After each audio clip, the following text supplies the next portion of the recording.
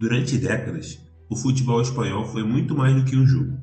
Foi uma guerra, travada entre chuteiras, bandeiras e ideologias. De um lado, o Real Madrid, visto por muitos como o clube do regime de Franco. Do outro, Barcelona e Athletic Bilbao, transformados em símbolos de resistência, orgulho e identidade regional. Mas será que a história é tão simples assim? Para entender como o futebol virou o espelho de uma Espanha dividida, a gente precisa voltar aos anos 30, quando o país mergulhou em guerra e torcer por um clube podia significar desafiar um ditador. A Catalunha, no nordeste da Espanha, sempre foi diferente. Tem sua própria língua, o catalão, uma bandeira amarela com listras vermelhas, chamada Senyera, e um orgulho cultural que atravessa séculos. No início do século XX, esse orgulho também apareceu no futebol. Em 1912, nasceu a Seleção da Catalunha, formada pelos melhores jogadores da região. Eles não disputavam Copas do Mundo, mas faziam amistosos contra outras seleções e clubes, levando a identidade catalã para o gramado. Poucos anos depois, em 1915, o País Basco seguiu o mesmo caminho. Criou sua própria seleção regional, e o Athletic Bilbao se consolidava como símbolo do orgulho basco, com uma política única que existe até hoje: só jogar com atletas nascidos no País Basco ou formados em sua terra. Mas os anos 30 seriam tudo, menos tranquilos. Na Espanha, a Segunda República tentava modernizar o país, mais escolas, mais direitos sociais e autonomia, para regiões como a Catalunha e o País Basco. Foi nessa época que até o Real Madrid mudou sua identidade. O clube retirou o Real do nome, perdeu a coroa do escudo e acrescentou uma faixa roxa, em referência à bandeira republicana. Passou a se chamar apenas Madrid Futebol Clube. Só que o país estava dividido. De um lado, republicanos, liberais, socialistas, comunistas e defensores da autonomia regional. Do outro, nacionalistas, conservadores, monarquistas, parte da igreja e grandes proprietários de terra. Em julho de 1936, militares liderados por Francisco Franco tentaram tomar o poder à força. O golpe não deu certo de imediato e o país mergulhou em guerra contra si mesmo, a Guerra Civil Espanhola. A Catalunha e o País Basco ficaram do lado republicano, defendiam democracia, reformas e autonomia. Mas a guerra trouxe destruição e dor. Em abril de 1937, a pequena cidade basca de Guernica foi bombardeada pela aviação alemã e italiana, aliada de Franco, em um ataque devastador que matou centenas de civis e destruiu grande parte da cidade. Esse episódio marcou para sempre a memória coletiva basca, reforçando ainda mais a importância de símbolos como o Athletic Bilbao e a seleção regional, que carregavam a identidade e a resistência de um povo sob ataque. Madrid, capital do país, também permaneceu sob o controle republicano durante quase toda a guerra. O Real Madrid não era aliado do regime, perdeu jogadores, dinheiro e até dirigentes. Seu presidente, Rafael Sanches Guerra, era ligado ao governo republicano e acabou exilado após a vitória de Franco. Ou seja, o clube também sofreu os impactos da guerra e só anos mais tarde voltaria a crescer. Em 1939, Franco venceu a guerra e a liberdade dessas regiões chegou ao fim. Quando a guerra terminou, o futebol também foi reorganizado pelo novo regime. O Atlético de Madrid, afundado em dívidas e quase extinto, foi salvo pela Força Aérea Franquista.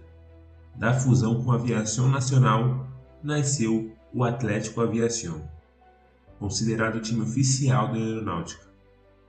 Além do novo nome, o clube herdou recursos, prestígio e até jogadores ligados ao exército. O resultado veio rápido. Bicampeão espanhol em 1940 e 41, o primeiro título nacional da história do clube.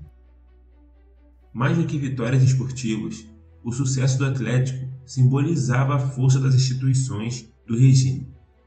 Era a prova de que na Espanha franquista, o futebol também servia como instrumento de poder e propaganda. Mas com o passar dos anos, a ligação militar perdeu força e em 1947 o clube retomou a sua identidade civil e passou a se chamar Atlético de Madrid, como é conhecido até hoje. Francisco Franco governaria como ditador por 36 anos. Não havia eleições livres, a imprensa era censurada e qualquer oposição era punida. Para ele, a Espanha deveria ter apenas uma identidade, a dele. Isso significava sufocar as diferenças regionais. O catalão e o euskera, língua basca, foram proibidos nas escolas, nas placas e até nas conversas públicas. As bandeiras regionais foram recolhidas, os governos locais dissolvidos e o futebol entrou na mira. As seleções da Catalunha e do País Bascos foram proibidas. Franco queria apenas a seleção espanhola representando o país. O Futebol Clube Barcelona teve o nome mudado para Clube de Futebol Barcelona e perdeu elementos da bandeira no escudo. O Athletic Bilbao foi obrigado a se chamar Atlético de Bilbao.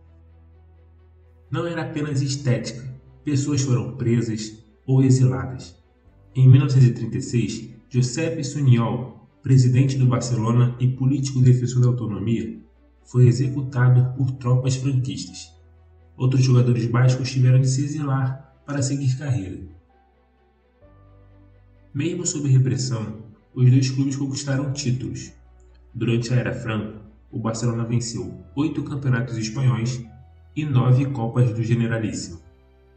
O Atlético, por sua vez, levantou um campeonato espanhol e 5 Copas do Generalíssimo. Para cada troféu tinha um valor simbólico, muito maior do que apenas esportivo. Mas foi com o Real Madrid que o regime encontrou sua vitrine internacional. O clube, que durante a República havia perdido o real e se adaptado ao momento político, voltou a recuperar a coroa e o título após a vitória de Franco.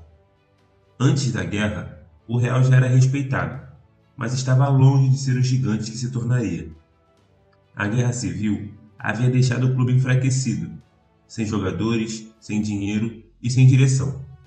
Sua reconstrução começaria em 1943, com a chegada de um homem que mudaria tudo: Santiago Bernabéu. Bernabéu havia lutado ao lado dos nacionalistas durante a guerra, o que facilitava a relação com o novo poder. Mas mais do que isso, era um visionário do futebol. Ele reconstruiu o clube quase do zero, organizou as finanças, contratou nomes importantes e iniciou a obra de um novo estádio monumental, que mais tarde levaria seu nome. Foi Bernabéu que transformou o Real Madrid de um clube ferido pela guerra em uma potência em ascensão. Sob sua gestão, o clube ganhou estrutura, credibilidade e abriu caminho para se tornar gigante. Mas é importante lembrar, o contexto político também ajudava. O regime franquista viu o Real como uma vitrine perfeita de uma Espanha unida e vencedora. Por isso, o clube recebeu benefícios indiretos, facilidades em viagens internacionais, apoio diplomático em amistosos e até certa flexibilidade na contratação de estrangeiros, algo que em outros clubes nem sempre tinham. O caso de Stéfano, em 1953, mostra um pouco disso, dessa preferência, dessa vitrine do Real Madrid. O craque argentino tinha acordo com o Barcelona, chegou a jogar amistosos pelo clube, mas uma disputa com o River Plate e Milionários levou a uma solução absurda. Ele alternaria temporadas entre Barça e Real. O Barcelona desistiu e o Real Madrid ficou com ele. Com o Di Stéfano, o Real viveu uma era de ouro e se tornou o clube mais temido do continente. Para Franco, era a vitrine perfeita, o clube da capital mostrando ao mundo a força da Espanha. Não significa que o Real manipulava os bastidores, foi o regime que se aproveitou do seu sucesso. As vitórias internacionais do clube reforçavam a imagem de uma Espanha poderosa e em paz, mesmo que, internamente, o país vivesse sob a censura e repressão. Reportagens oficiais mostravam Franco entregando troféus, e jornais do regime exaltavam o real como símbolo nacional. Era o uso político perfeito, um time vitorioso representando uma nação. O real, portanto, cresceu dentro de um sistema que também se beneficiava do seu brilho. Nem cúmplice nem martírio. O Real Madrid foi o espelho de uma Espanha que tentava se reerguer, enquanto o regime usava cada taça como vitrine para o mundo. O Real não foi herói e nem vilão, ele foi apenas uma vitrine. Esse crescimento também aparece nos números. Antes da Guerra Civil, o Real Madrid tinha apenas 2 ligas e algumas copas nacionais. Já durante a ditadura, sob a presidência de Bernabéu e com o regime se aproveitando de sua imagem, o clube conquistou 14 ligas, 6 Copas do Generalíssimo e, principalmente, 6 Copas da Europa. Foi essa diferença brutal que consolidou o Real como gigante mundial. Em 20 de novembro de 1975, Franco morreu. Sua morte abriu caminho para a transição espanhola, o processo que levou o país da ditadura para a democracia. O rei Juan Carlos I, herdeiro indicado por Franco, surpreendeu ao apoiar mudanças. Nomeou Adolfo Suárez, que conduziu reformas profundas, partidos políticos legalizados, censura abolida, exilados de volta e eleições livres em 1977. Em 78, uma nova Constituição reconheceu as nacionalidades e regiões da Espanha. Isso permitiu que a Catalunha e o País Basco recuperassem a autonomia, voltassem a ter parlamento e governo próprio e restaurassem o uso oficial de suas línguas. E cada clube seguiu seu caminho. O Real Madrid consolidou-se como potência mundial, ampliando o domínio que começara nos anos 50 e se transformando no clube mais vitorioso da Europa. O Barcelona recuperou sua identidade plena, voltou a usar sua bandeira e sua língua sem medo. E nas décadas seguintes, viveu eras históricas com Cruyff, Ronaldinho e Messi. O Atlético Bilbao manteve sua tradição única, jogar apenas com atletas bascos, reforçando até hoje sua identidade cultural dentro do futebol. Essa história mostra que o futebol pode ser usado para calar, mas também para resistir. Podem mudar nomes, proibir bandeiras, tentar silenciar hinos, mas não podem apagar a identidade de um povo. Enquanto houver bola rolando em estádios como o Camp Nou e o San Mamés, a resistência de catalães e bascos continuará viva no futebol.